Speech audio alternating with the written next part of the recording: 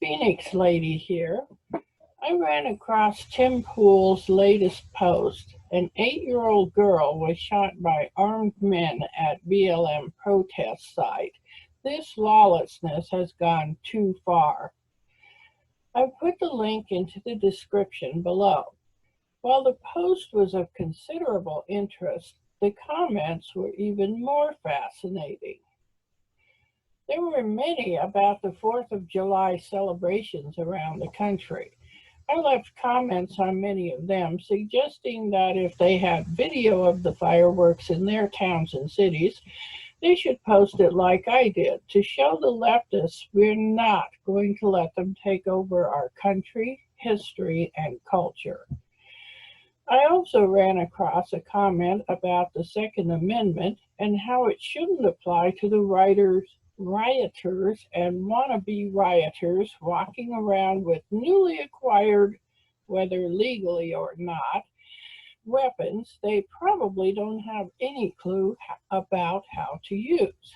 I posted the following comment. What the Second Amendment means is that everyone has the right to defend oneself and others. Keyword is defend. Only adults will use violence as a last resort. Crybabies use it as essentially a first resort. Adults understand that the best defense is no offense and one hell of a shield, meaning they don't deliberately provoke others. Crybabies believe the best defense is a powerful offense, meaning they will deliberately provoke those they see as evil, which is everyone besides themselves.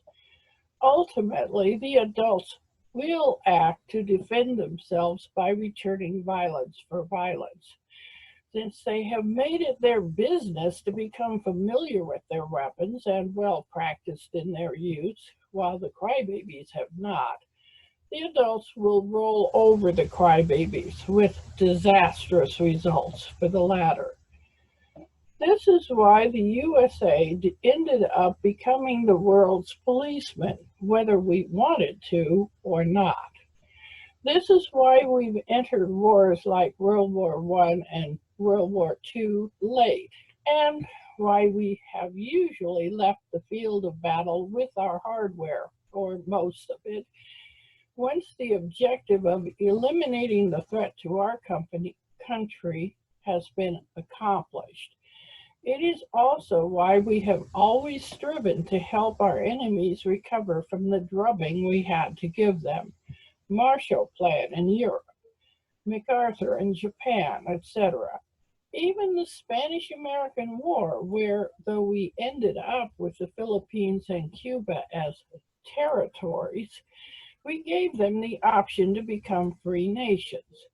We've never had any interest in conquering anyone, not even the American who were here first, the First Nations, at least not to start with.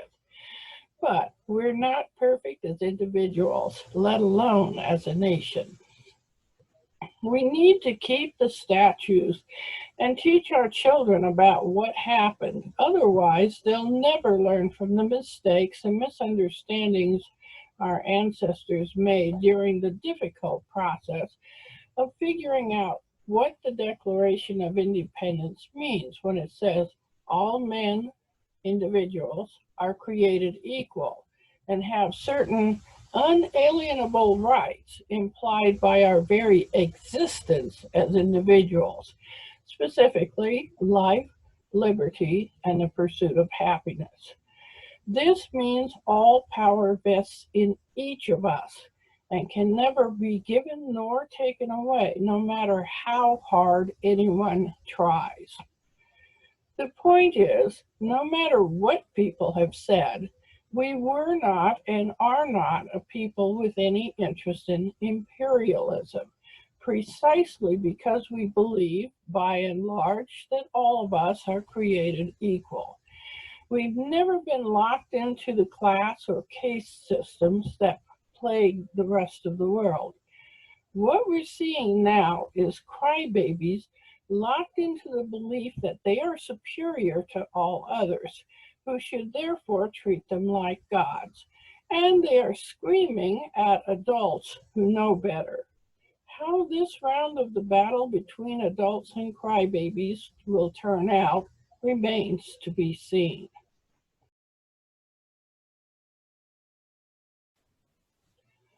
While searching for the first comment above, I ran across a second comment regarding how so many futurists have underestimated how long it would take to develop space travel and have overestimated how long it would take to develop computer technology. I couldn't resist responding to this one as well.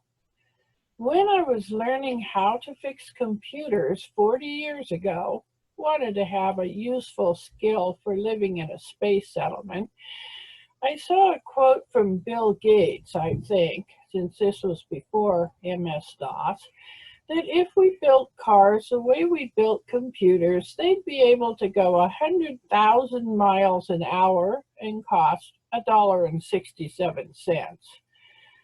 Part of the reason this isn't the case, I think, is because cars and space hardware in general are products of the Industrial Revolution, while computers are products of the Information Revolution.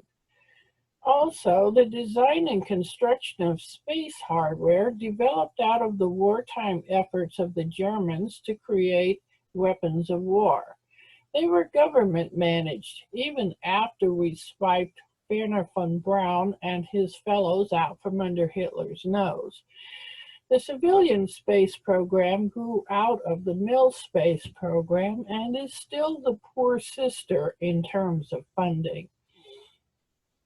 On the other hand, while the very earliest computers may have been developed under government oversight as well, think UNIVAC and the first computer bug, a moth beaten to death by a mechanical relay, according to Grace Hopper, aka Grandma Cobol. The earliest transistors were developed by a private company, and very nearly all of our computer and software capability since has been developed by relatively private enterprise, even with the Defense Department through DARPA providing some of the funding and direction as to what the military required. Either way, a very large amount of hard work, both mental and physical, has been involved. Something the left has never understood is that it is much harder to make history than to tell stories about it, much less stories about the present or future. I should know. I've spent a good part of the last 40 years doing both and having my nose ground into this hard truth. One final thought.